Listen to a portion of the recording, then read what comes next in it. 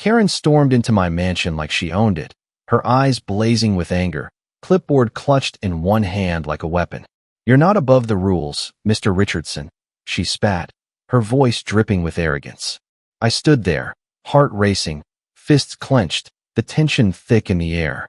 She thought she could bully me, break me down, but she had no idea what she was dealing with. This was war, and it was far from over.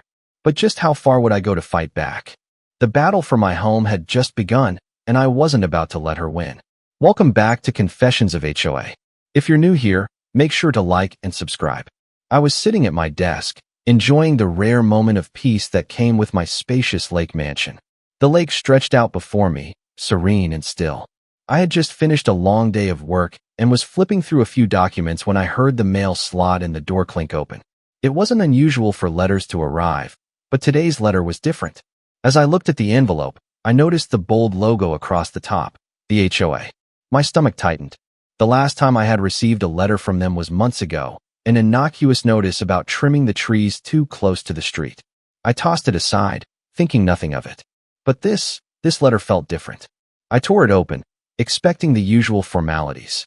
Instead, my eyes immediately caught a large, glaring number, $100 fine. My heart skipped a beat. $100? For what? I thought. My fingers fumbled through the paper, desperate to find some explanation. And then it hit me. This was no ordinary fine. This wasn't for something trivial like an untrimmed hedge or a missing house number. No, they were claiming I had violated some obscure, never-before-enforced rule about the upkeep of the lakefront property. A property that was worth $10 million. I felt the walls closing in.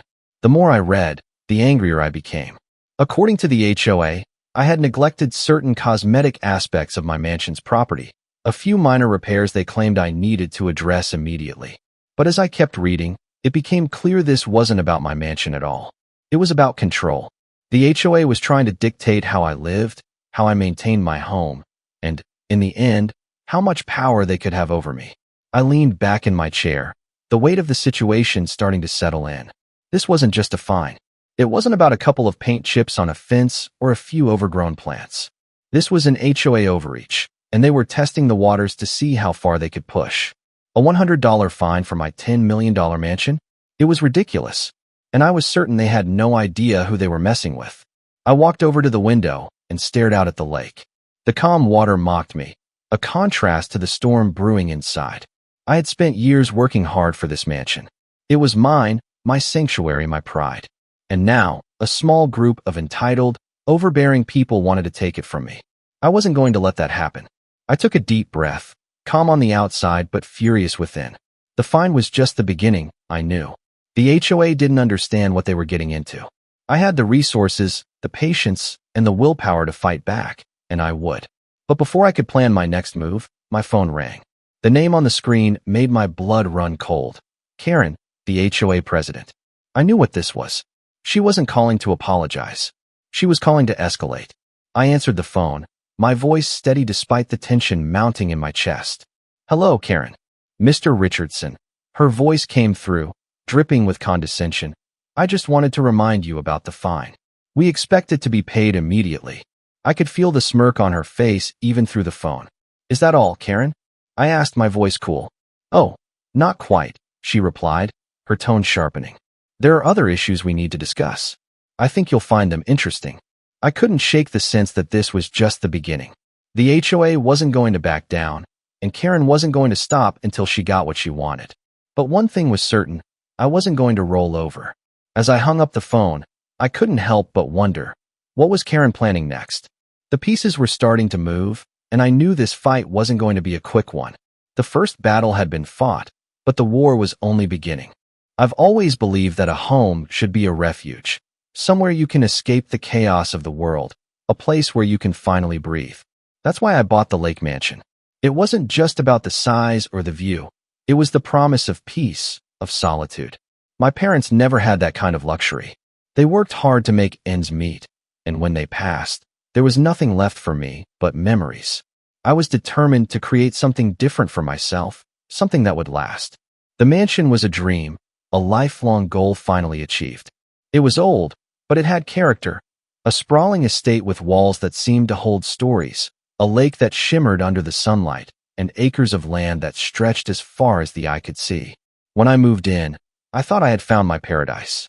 There were no neighbors to the east, only dense forest, and then the lake. To the west, the houses were distant, spaced far enough apart that privacy wasn't a concern. I never imagined that just a few months later, my dream would be shaken by something as petty as an HOA. I remember the first time I met Karen, the HOA president, almost a year ago. I was still settling into the mansion, unpacking boxes, and trying to get the feel of the place. It was early in the morning, and I was out back by the garden when I noticed her walking across the street toward my property.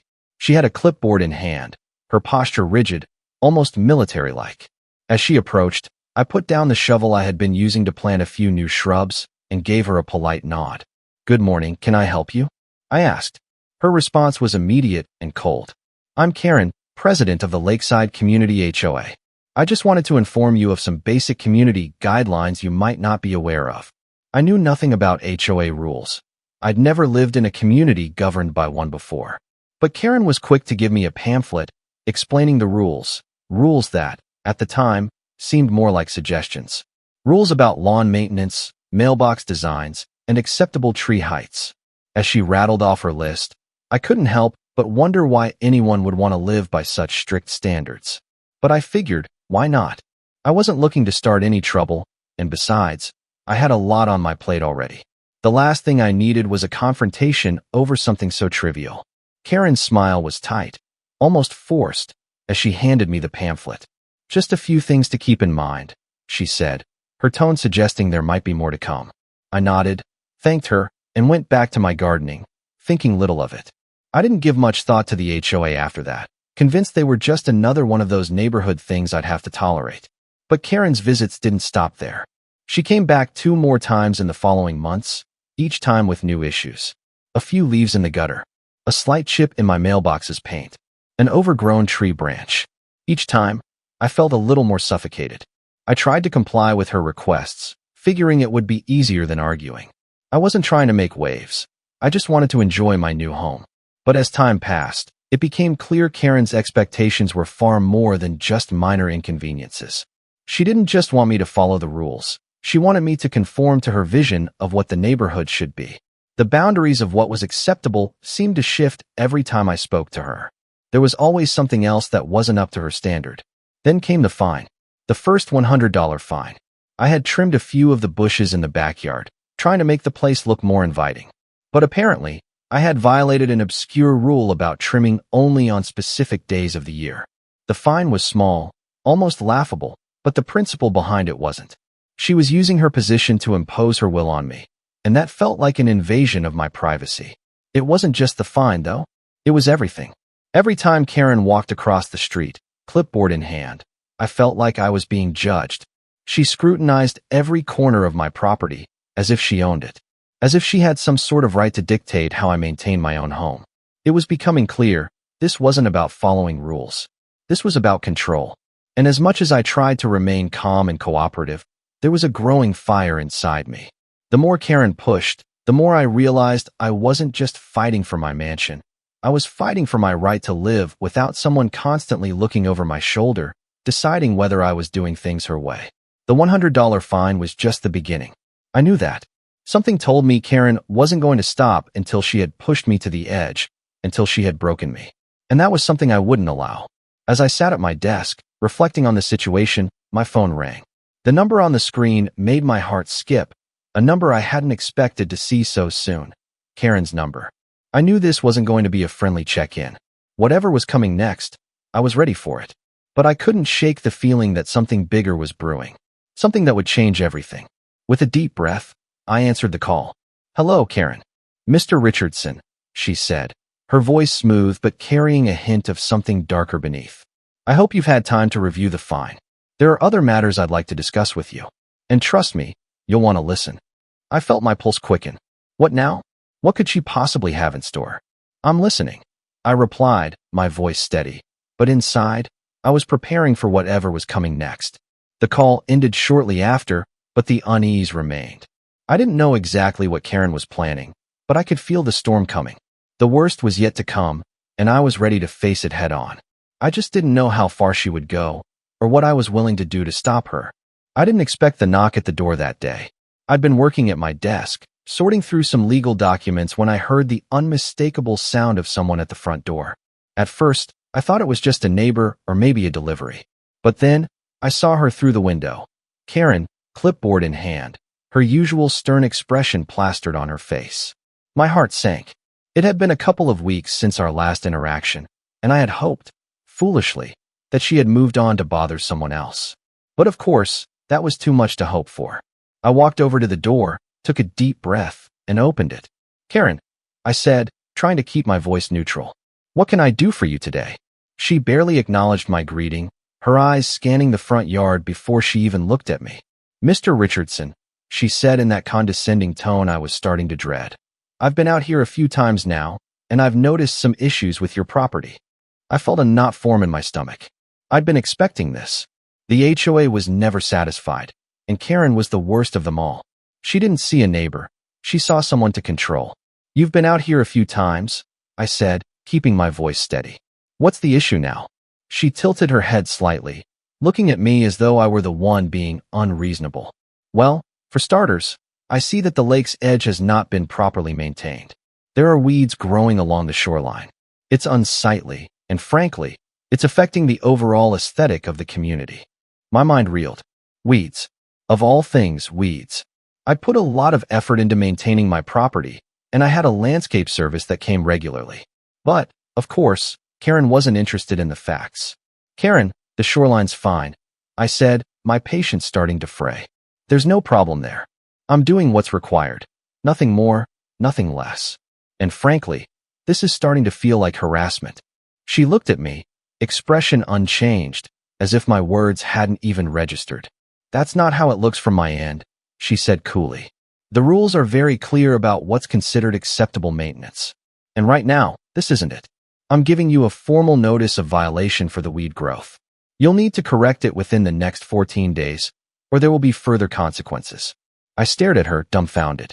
A notice of violation? For weeds? This was getting absurd. I had spent years working hard to buy this mansion, to build a life for myself, and now here she was, telling me that some weeds were going to be the end of it. "Karen, this is ridiculous. You're going to find me over this." I felt my voice rise slightly, unable to mask my disbelief. "This is my property. I've followed every rule. I'm not going to let you make up new ones to suit your whims." She didn't flinch at my words. Instead, she straightened, took a step forward, and looked at me with an expression that was more smug than concerned.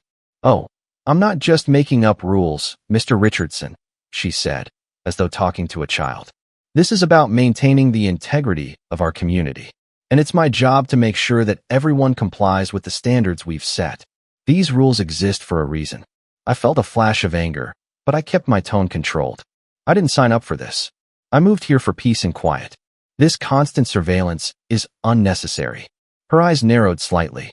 "If you'd read the HOA guidelines when you moved in, you'd know that when you sign up to live here, you agree to follow the rules. And we hold every resident accountable. You're no exception, Mr. Richardson." Her words were like a slap in the face. This wasn't just about weeds, it was about control. Karen wanted to push me around because she could, and I wasn't going to let it happen. Not in my own home. I took a step back, trying to calm myself. "I don't need this. I'll have my landscaping service take care of it, and we'll be done. But this is the last time you'll find me bending to your every demand." Karen's smile, though tight, seemed satisfied. "I'll take your word for it," she said, turning to leave. "But just so you know, this isn't the last time you'll hear from us." I watched as she walked away, my blood still simmering beneath the surface. The fine, the demands, they were never going to stop. It wasn't about weeds or maintenance anymore. It was about power. And as much as I hated to admit it, Karen knew it. The worst part? I had a feeling this was only the beginning. And something told me, as I stood there watching her walk back toward her car, that she wasn't done with me yet. I turned and walked back into the house, the weight of the situation starting to settle over me. She wasn't just going to back off. Karen was on a mission, and I had no idea just how far she was willing to take it. The next battle was coming. I could feel it. It started small, almost imperceptible at first. Karen, of course, had never let up. But after the confrontation about the weeds, I thought maybe we could find some kind of peace. I was wrong. Every few days, I would receive another letter from the HOA, each one more absurd than the last. The first letter came 2 weeks after the weed issue. It was another fine, this time for a violation regarding the height of my front gate.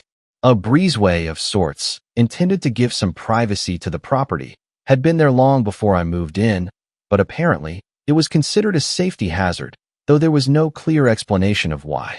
The fine was $150. I wanted to ignore it. I really did. But that nagging feeling in my gut wouldn't let me. The more I thought about it, the more frustrated I became. I couldn't keep bending to her whims. Each letter felt like another thread being pulled at the fabric of my life, and it was starting to unravel. The second letter came just days later. This time, it was about the stonework around the lake. They said it was deteriorating and requested that I repair it within 30 days or face additional penalties. The stonework had been in place for decades. It wasn't new. It wasn't dangerous. Yet Karen had marked it as something that needed immediate attention. I knew what she was doing. She was trying to wear me down, bit by bit, until I had no choice but to pay up. But I wasn't stupid. I wasn't going to give in to this. By the third letter, I had had enough.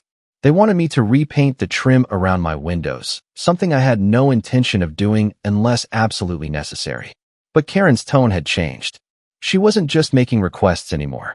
The letters were becoming more threatening, less polite. She was pushing for action, demanding that I meet her deadlines, as though she had the authority to dictate how I maintain my home. I sat down at my desk that evening, a pile of letters scattered in front of me. I felt my pulse rise as I read the latest one. The fines were adding up, and the pressure was building. I had always been a patient person, a man who believed that everything had its place, that things would fall into order if you just gave them time. But this was different. Karen wasn't giving me the time to figure it out. She was pushing me, making me feel like I was constantly under her thumb. I leaned back in my chair and rubbed my eyes, trying to calm the storm inside me. I needed to think. I needed to stop reacting emotionally and start strategizing.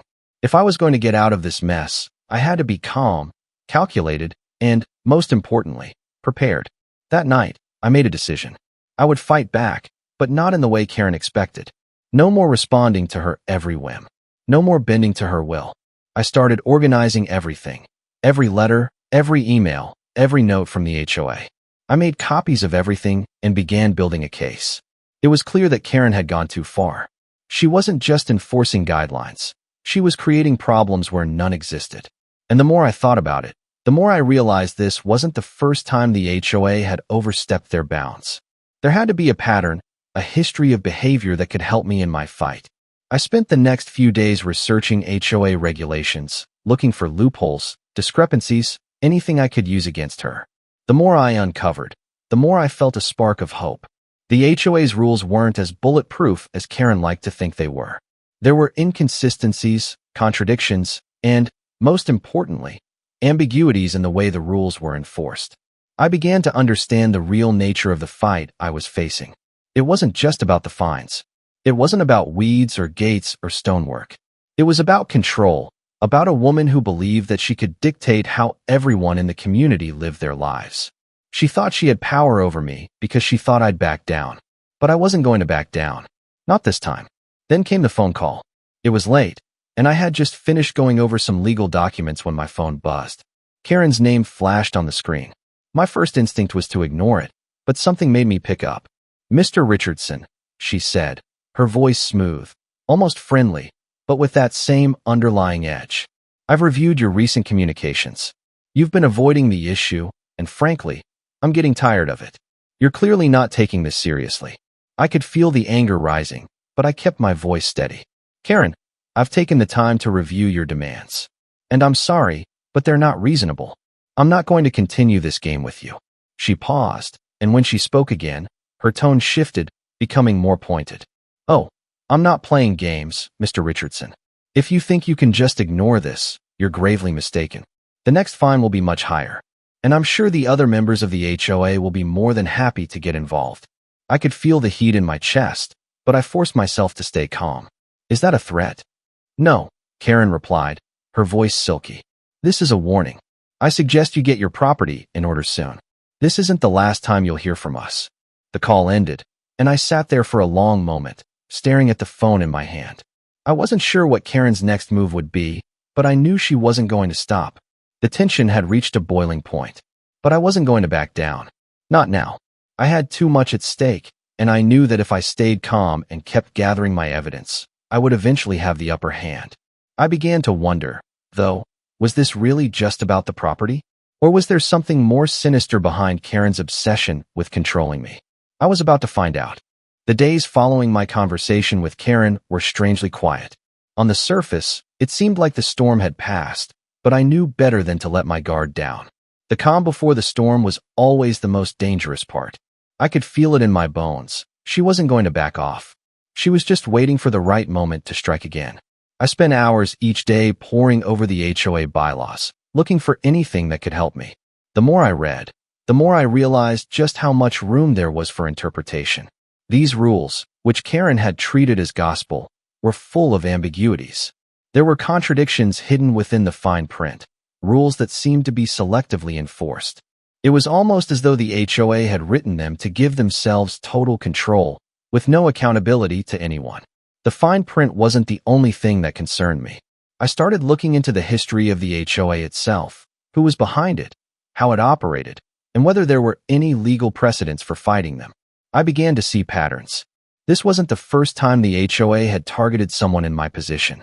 There were rumors, whispers from neighbors, that Karen had a history of pushing the limits, bullying homeowners into submission. This wasn't just about a few weeds or some gateposts. Karen wanted to control how everyone lived, how they maintained their property. And I had had enough. I knew it was time to step up. It was no longer about complying with her demands. It was about standing my ground. I started collecting everything I could find. Every letter, every notice, every email exchange. I wasn't just building a case. I was building a strategy. I knew that if I was going to fight back, I needed to outsmart her, use the law to my advantage, and keep my emotions in check. I reached out to a lawyer, someone who specialized in property rights and homeowners association disputes. I wasn't taking any chances. If I was going to do this, I had to do it right. The lawyer, a sharp woman named Jennifer, listened carefully as I explained the situation, making sure to take notes. She was quick to understand the stakes. "You've been patient up to this point," she said, her tone calm but firm. "But this is becoming harassment. If the HOA is selectively enforcing its rules, you have a case. We can fight this." I felt a sense of relief wash over me. I wasn't alone in this anymore. I had a legal expert on my side, someone who could help me navigate the maze of HOA regulations and protect my rights. Jennifer assured me we'd start by sending a formal letter to the HOA, outlining the inconsistencies in their actions and demanding that they cease any further unwarranted fines. I made sure to document everything. I kept track of every conversation, every letter from the HOA, and every encounter with Karen. Every detail was important. This wasn't just about the fines anymore. It was about proving that Karen and her HOA were abusing their power, stepping over boundaries, and trying to bully me into submission. I was done letting her push me around. As the weeks passed, the tension in the air became palpable. I could feel it in my interactions with the neighbors, in the way they started looking at me when I walked through the community. I was no longer just the new guy with the mansion by the lake. I was the guy who was standing up to the HOA, the guy who was fighting back. I'd taken the first step. The legal letter was ready to be sent, and Jennifer had been clear. This was just the beginning. We were going to demand accountability, and if the HOA didn't comply, we'd escalate. But even as I prepared to take this next step, I couldn't help but wonder how far Karen would go. She had already shown how far she was willing to push. What would happen when I finally pushed back? I had my plan. I had the evidence. And I had Jennifer backing me up. The battle was about to begin. But just as I was about to send off the letter, something unexpected happened. The phone rang. It was an unlisted number. I knew who it was before I even answered. "Karen." "Mr. Richardson," she said, her voice cold and sharp. "I trust you've received the latest notice from the HOA. We expect full compliance by the end of the week." I felt my pulse quicken, but I didn't let it show. "Karen, I've had enough of your threats. I've hired a lawyer, and we're taking action. You can't keep treating me this way." Her silence on the other end of the line was almost chilling. Finally, she spoke again, her voice dripping with a mix of disbelief and arrogance. "You think you can fight us? You're just one person. We've handled worse than you. I took a deep breath, the weight of her words hanging in the air. But I wasn't intimidated anymore. I'm not backing down, Karen. You've crossed the line, and I'm not going to let you get away with it. There was a long pause, and for a moment, I wondered if she was going to hang up. But then she said, with a sickening calmness, "This isn't over. Not by a long shot." The line went dead. I sat back in my chair, staring at the phone in my hand. The game had changed. Karen had just made it personal. And now, I was ready to fight back. I walked into the community center with a calm I hadn't felt in weeks. The tension was palpable, but I wasn't about to let it get the best of me. I'd been planning this meeting for days, gathering evidence, formulating my responses, and making sure I had the legal backup to make Karen regret ever crossing me. The table in the center of the room was surrounded by a few members of the HOA, but my eyes immediately found Karen. She was sitting at the head of the table, the same smug expression on her face that had become all too familiar to me over the past few weeks. She didn't know it yet, but this was going to be the turning point. I wasn't going to let her push me around any longer. I took a seat at the opposite end of the table, my folder of documents neatly arranged in front of me. The room was silent, the other members of the HOA looking at me with curiosity, some with judgment, but none with the same quiet confidence that Karen exuded. "Mr. Richardson," Karen said, her voice cool, almost condescending. "I'm glad you could make it. I trust you've had time to consider the severity of your violations." I didn't flinch. "I've had time to review your letters," I replied, my voice steady. "And I've had time to consult with my lawyer. You're the one who's going to need to reconsider your actions, Karen." Her eyes narrowed, but she didn't interrupt. She was trying to maintain control, as always, but I wasn't going to let her. "I've gathered some documents here," I said, sliding a stack of papers toward the center of the table. "You've been making threats, issuing fines, and imposing rules that don't hold water. You've been using your position to harass me, and I've had enough." Karen's expression faltered for a brief moment, but she quickly recovered, leaning forward with her hands clasped in front of her. "I'm not sure what you think you're going to accomplish with all this. You've ignored our warnings, Mr. Richardson, and now it's time for consequences. We can't have one person ruining the integrity of the neighborhood." I didn't respond right away. I needed her to feel like she had control, just for a moment. Let her think that this was going to be another one of her easy victories. The moment was fleeting. I could feel it. "Karen," I began, my tone now shifting, a touch colder. "I'm not here to argue about trivial matters like weeds or gates. I'm here because you've crossed a line. You've violated my rights as a property owner. And I'm not going to stand by and let you do it to me or anyone else any longer." She leaned back in her chair, her gaze sharp. "And what exactly are you going to do about it, Mr. Richardson? You think a lawyer is going to intimidate me? I've been doing this for years. You can't just waltz in here and expect us to roll over because you've got a fancy lawyer on your side." I kept my gaze steady, matching her aggression with calm resolve. "This isn't about intimidation, Karen. This is about justice.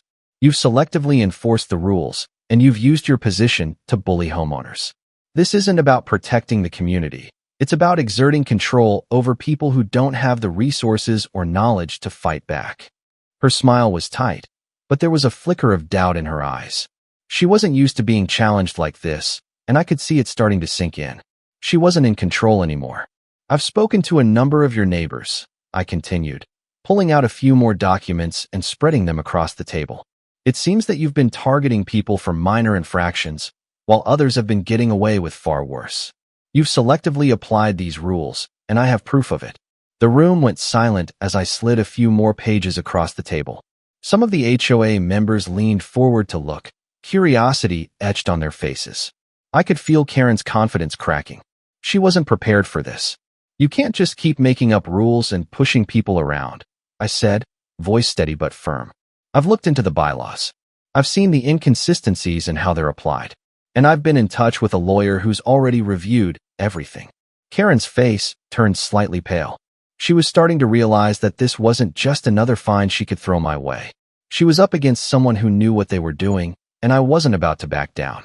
"I don't know who you think you're fooling," she said, trying to regain some of her composure. "But this is a fight you're not going to win. You're just one person against the entire HOA. You can't possibly think you have a case." I leaned forward, my gaze never leaving hers. "I don't need the entire HOA to win, Karen. I just need the truth. And the truth is, you've overstepped your authority. You violated my rights. And I'm not going to let you get away with it. The tension in the room was thick, the silence stretching for several long seconds. Finally, Karen broke the stillness, her voice low and dangerous. This isn't over, Mr. Richardson. You've made a grave mistake, and I'll make sure you regret it. I didn't flinch. I knew what was coming, but I was ready. I'd prepared for this moment, and I wasn't about to let her intimidate me. We'll see, Karen, I said, my voice calm but resolute. This is just the beginning. And if you want to continue this fight, I'm more than ready. Karen stared at me for a moment, her eyes burning with unspoken fury. She stood up abruptly, knocking her chair back with a force that sent a jolt of tension through the room. You'll regret this, she spat, turning to leave. As she stormed out, I sat back in my chair, the weight of the confrontation settling in. I knew that this was just the first round. Karen was far from finished, but neither was I. The game had changed, and I was ready for whatever came next.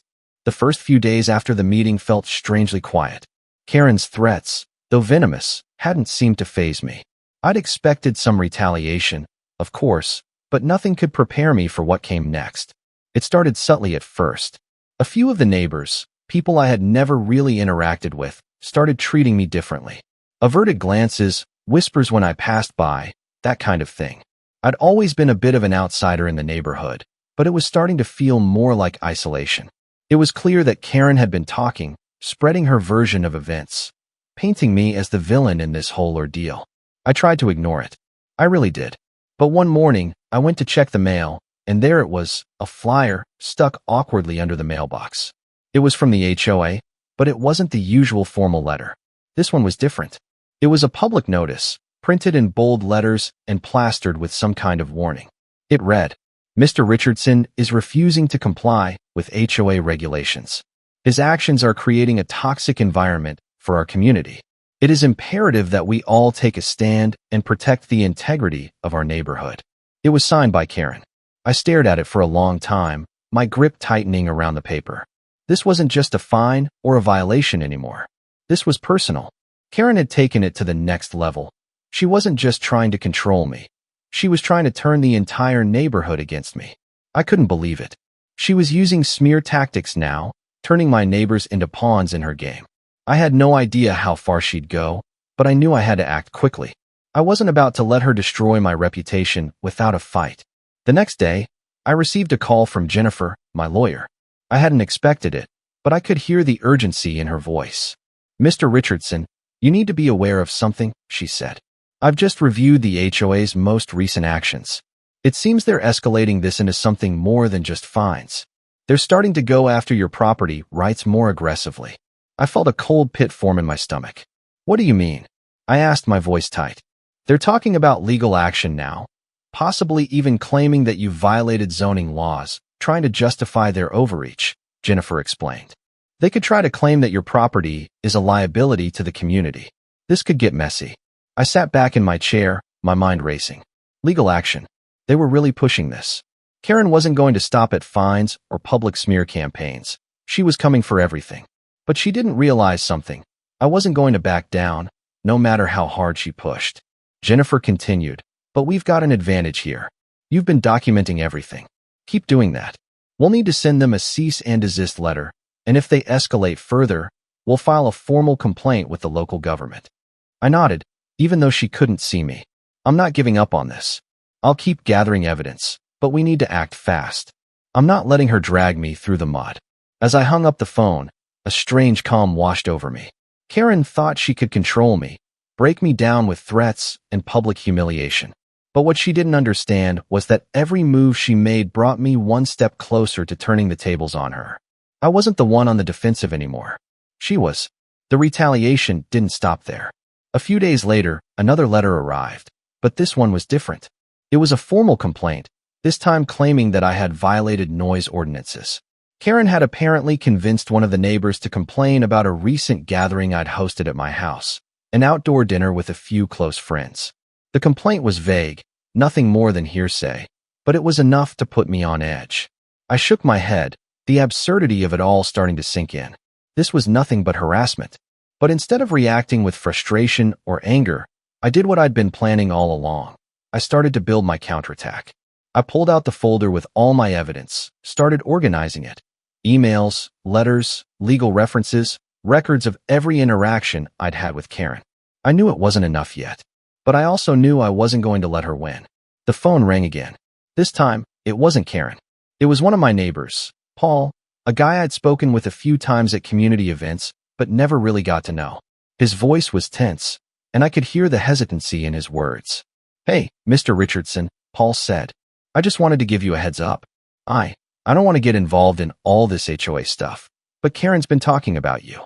She's trying to get everyone to support her, and, well, I think it's going a little too far. She's really pushing hard, and I don't know how long it'll take before others start following her lead."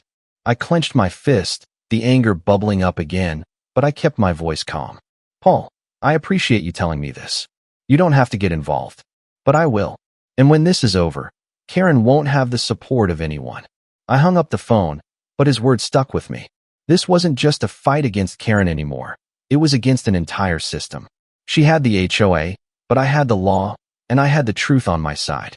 The next few days were a blur of phone calls, emails, and more documentation. Karen's smear campaign had taken hold, and I could feel the pressure mounting. Every move she made, every threat she sent, only made me more determined. I knew I had to hold my ground. As I prepared for the next step in the fight, I realized something. This was just the beginning. Karen wasn't going to back down, and neither was I. The legal battle was only heating up, and I had a feeling that things were about to get a lot more intense. But one thing was clear. I wasn't going to let her tear my life apart without a fight.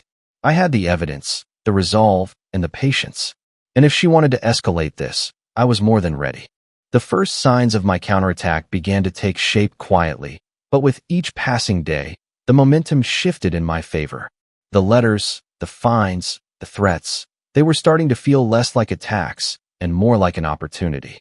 Every accusation, every unjust demand from Karen only fueled my resolve. I had a strategy now, and I was ready to watch it unfold. It wasn't just about the legal threats anymore. I had built a network of allies, some of them reluctant at first, but all of them now quietly supporting me. The most important one was Jennifer, my lawyer.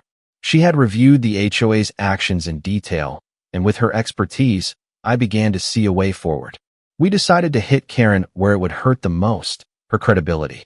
The HOA had been selectively enforcing its rules, and we knew that was a major weakness. The legal foundation of the HOA's authority was shaky at best. Inconsistent enforcement, particularly when it came to fines, was not only unethical, it was illegal. I had to make them aware that I wasn't just another homeowner they could steamroll. I had the law on my side, and I wasn't afraid to use it. The first piece of the strategy was to send a formal letter to the HOA, demanding a full review of their actions. I had compiled a comprehensive list of every fine, every letter, and every interaction I had with them. Along with that, I included a copy of my lawyer's letter, pointing out the inconsistencies in their enforcement of the rules. We also filed a formal complaint with the local authorities, highlighting the HOA's unlawful behavior. At first, I didn't expect much. I thought Karen would dismiss it, just like she had dismissed every other complaint. But something changed when I received a call from one of the HOA board members. It wasn't Karen. This time, it was someone new.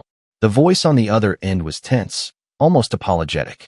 "Mr. Richardson," the voice said, "we've received your complaint, and it seems there may have been some misunderstandings. We're reviewing everything now, but it could take some time." I didn't respond immediately. I'd been ready for this. The HOA was trying to distance itself from Karen's actions, probably hoping that if they ignored it long enough, I'd back down. But I wasn't about to let them off the hook that easily. "I appreciate your concern," I said, my voice calm but firm. "But I'm not going anywhere. You'll have the documents you need. I expect a thorough review, and I expect an explanation for the harassment I've endured. You can pass that along to Karen, too." There was a pause on the other end of the line. "Then, we'll get back to you soon." I hung up the phone, feeling a quiet satisfaction. This wasn't the end. It was just the beginning. The wheels were in motion now. I knew Karen would try to fight back, but I was ready. Over the next week, more small victories came my way. One by one, neighbors who had been intimidated by Karen's smear campaign started to reach out. Paul was the first. He'd been hesitant at first, unsure of how much he wanted to get involved, But when he saw the letter I had sent to the HOA, he called me. "I'm with you," Paul said, his voice low but determined. "I've seen how they've been treating you. I don't like it. I don't want to be dragged into this mess, but I'll back you up if it comes to that." His words were a relief, but also a reminder that this fight was much bigger than just me and Karen. It was about standing up to a system that was broken, a system that used its power to bully people into submission. More neighbors followed. A few sent me messages of support, saying they were quietly on my side. Others stopped by my house, offering a few kind words and expressing their frustration with the HOA. It wasn't a united front yet, but it was something. Every small victory built on the one before it. And then, just when I thought I had enough evidence to make my case, Jennifer called me with some news. She'd been digging into the history of the HOA's legal battles, and what she uncovered was a bombshell. "Mr. Richardson, you need to sit down for this," she said, her voice full of excitement. "I found something." "What is it?" I asked, already feeling the weight of anticipation pressing down on me.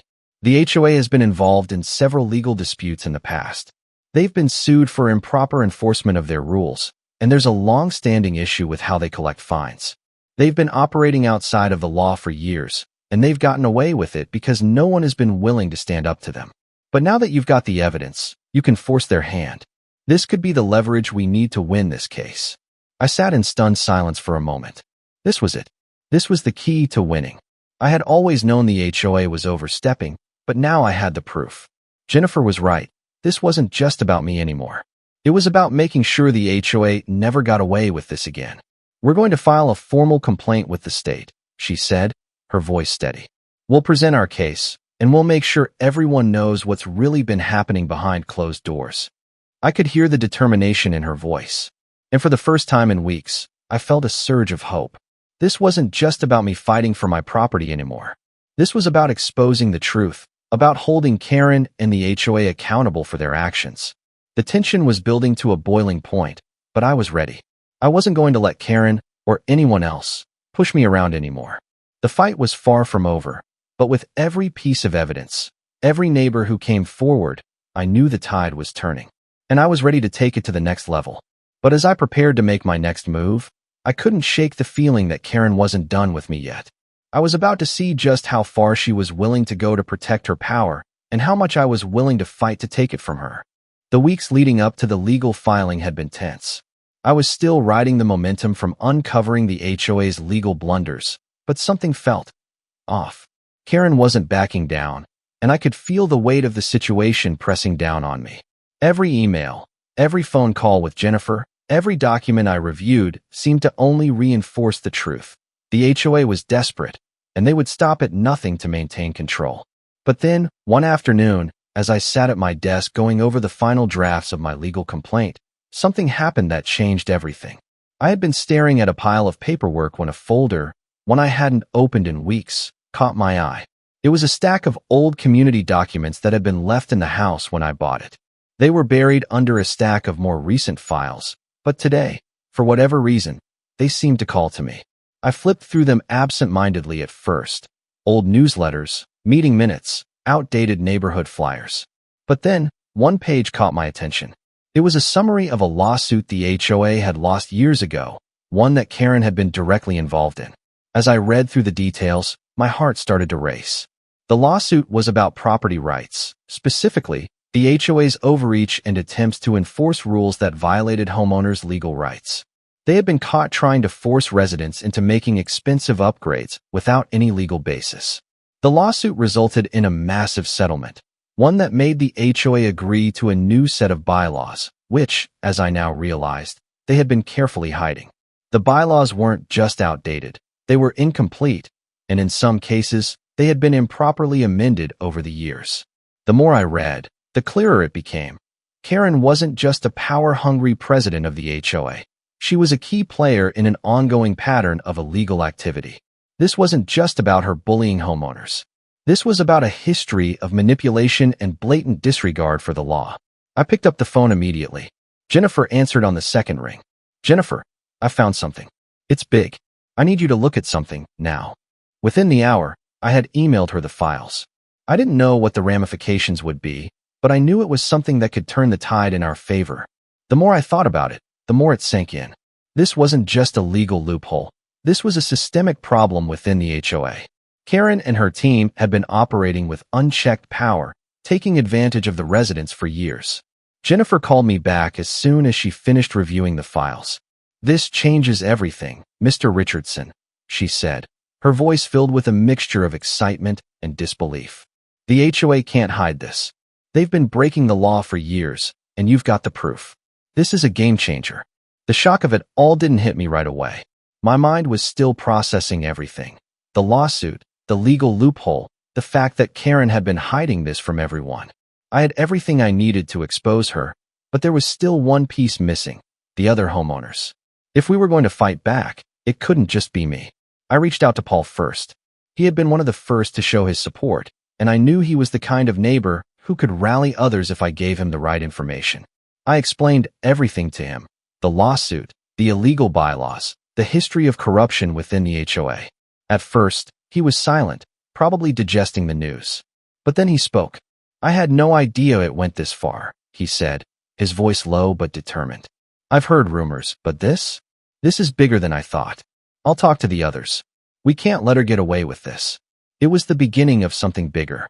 Paul wasn't the only one who was willing to speak up. Over the next few days, more of my neighbors came forward, some of them hesitant, others more vocal.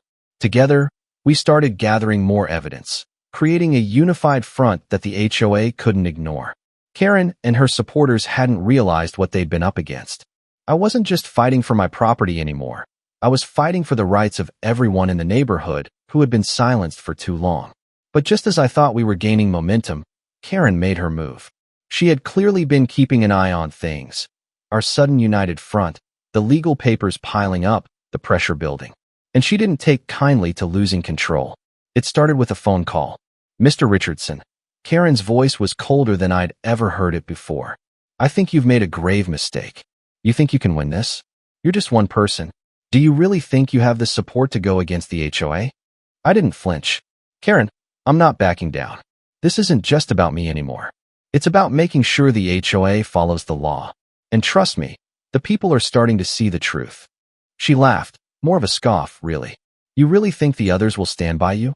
You've created a divide in this neighborhood, and it won't end well for you. I'll make sure of it." She hung up before I could respond, but I didn't need to say anything. Her words didn't scare me. If anything, they made me more certain that we were on the right path. She was scared. She knew that if the truth came out, her reign over the HOA would be over. I wasn't just going to expose her. I was going to make sure the entire neighborhood knew what she had been hiding. The truth would come out, and with it, the end of her power. As the days passed, I could feel the tension rising, but I was no longer on the defensive. The power had shifted. Karen was running out of options, and the walls were closing in on her. It wasn't going to be long now before the final confrontation. The twist had come. The game had changed, and Karen didn't even know it yet. But she would. And soon, it would be her who was fighting for control, not me. The final battle was ahead, but I was ready. I'd spent months preparing for this. And when it came, I wouldn't back down. The day of the final confrontation had arrived, and I could feel the weight of everything that had led up to this moment pressing down on me. The weeks of planning, the mounting pressure, the threats, and the retaliation. Everything had come to a boiling point. I had prepared for this, but nothing could quite prepare me for the intensity of the showdown that was about to unfold. The meeting was scheduled at the community center once again, a place that had become the battleground for this war between Karen and me.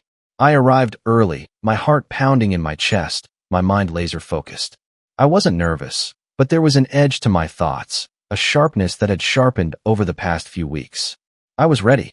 As I stepped into the conference room, I saw Karen already sitting at the head of the table, her back straight, her eyes cold as ever.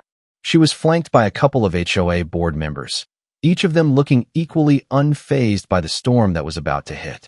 The rest of the room was quiet, tension hanging thick in the air. I could tell the stakes had escalated for everyone. I took my seat at the opposite end of the table, my hands steady as I placed my folder of evidence in front of me. The room fell silent, the atmosphere electric. Karen's gaze locked with mine, and for the first time, I saw something different in her eyes. Not the arrogance I was used to, but something darker. Fear? Maybe. She was trying to remain composed, But she knew this wasn't going to be an easy fight. She opened the meeting with her usual authoritative tone. "Mr. Richardson," she began, "we're here today to address the ongoing issues with your property. This has gone on long enough. We've given you ample opportunity to resolve the situation, and yet you've chosen to ignore our requests." I leaned forward, letting the silence stretch between us. This wasn't going to be another one of her monologues. I wasn't going to let her control the narrative this time. "Karen," I said, my voice calm but firm, "this isn't about ignoring requests. This is about your abuse of power. You've used your position to intimidate and bully me, and I'm not going to stand for it anymore." She scoffed, but I saw a flicker of uncertainty cross her face. "You think you can just walk in here and accuse us of overreach? The HOA exists to protect the integrity of this community, Mr. Richardson. You've been making a mockery of that. We have every right to enforce these rules." I could feel the anger bubbling up inside me, but I kept my composure. "You've been selectively enforcing these rules, Karen. You've been making things up as you go along, and you've been using the HOA to settle personal vendettas. That's not protecting anyone. It's control, and it's illegal." She didn't flinch at my words, but I could see the cracks in her facade. She was losing control, and she knew it. I slid the first piece of evidence across the table, a copy of the lawsuit the HOA had lost years ago, the one I discovered in the community documents, the one that exposed the history of their illegal actions. "Here's the proof, Karen. The HOA has been breaking the law for years. This document shows that you've been trying to enforce rules that go against property rights. You can't hide behind these bylaws anymore. They're invalid." The room went quiet as everyone leaned in to look at the document. Karen's face drained of color as she glanced at the papers, her fingers trembling ever so slightly as she flipped through them. I could feel her control slipping further with each passing second. "I don't know what you think you're doing," she finally said, her voice strained, "but this won't stop us. We're in charge here. We make the rules." I shook my head, the calmness of my response standing in stark contrast to her growing desperation. "You don't make the rules, Karen. The law does. And you've broken it. I've got the evidence to prove it, and I'm not going to back down.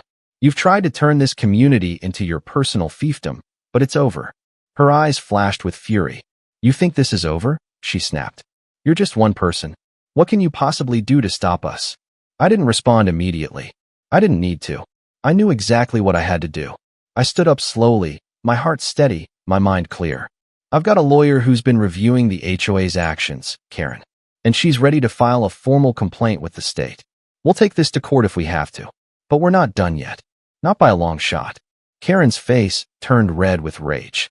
Her hands gripped the edge of the table as she tried to maintain her composure, but I could see the cracks starting to show. The facade was crumbling. "Do you think you can just keep pushing me around, Mr. Richardson?" she hissed. "You've made a huge mistake. I'll make sure you regret this. You'll never be welcome here again. The rest of the board will back me up, and when we're done with you, you'll wish you had never crossed us." I could feel the tension rising to a breaking point, but I didn't flinch. "You're not in control anymore, Karen," I said, my voice firm. "I'm not backing down. And this time, you're the one who's going to regret it." I turned to the board members who were sitting in silence, watching the confrontation unfold. "If anyone here believes in the law, in fairness, in justice, then you know what I'm saying is true. The HOA has overstepped, and it's time to put a stop to it." For a moment, the room was still.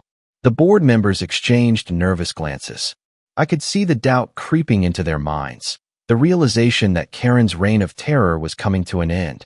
She stood up abruptly, knocking over her chair in the process, and stormed out of the room, leaving the board members in her wake. As she left, she shot me one last look, full of venom and anger. "This isn't over," she spat. "I will make sure you regret this." I didn't flinch. I just stood there, watching her walk out, knowing that I had done everything I needed to do. The power had shifted. I was no longer the one being pushed around. The final confrontation was over, but the battle wasn't yet won. Karen had been forced to retreat, but I knew she'd be back. And when she did, I'd be ready for her. Because now, it wasn't just about my house. It was about exposing the truth, holding Karen accountable, and making sure she never had the power to hurt anyone again. The final showdown had ended, but that was just beginning. The aftermath of the showdown with Karen and the HOA was nothing short of a relief. It was like stepping out of a storm into the calm after. For the first time in months, I could breathe easily again. The constant weight on my shoulders had lifted, and as I looked around my property, I realized that I wasn't just fighting for my mansion. I had been fighting for my peace of mind. And now I had it back. In the weeks following the confrontation, things slowly started to fall into place. The HOA board had backed off, at least for now. The letter I had sent, combined with the legal pressure Jennifer applied, had forced their hand. They couldn't continue their harassment without risking everything, and they knew it. Karen had been sidelined, her power stripped away. For all her threats, for all her arrogance, in the end, she had lost. The neighbors who had been silent, those who had once feared speaking out, began to open up. I wasn't the only one who had suffered at the hands of the HOA. And now, people were ready to take a stand, too. There was still work to be done. I knew that. Karen wasn't just going to walk away quietly. But for now, the silence in the community felt like victory. There were no more fines, no more letters demanding changes. The rules were clear now, and everyone knew what had happened. The HOA had overreached, and it had been held accountable. That was something I could be proud of.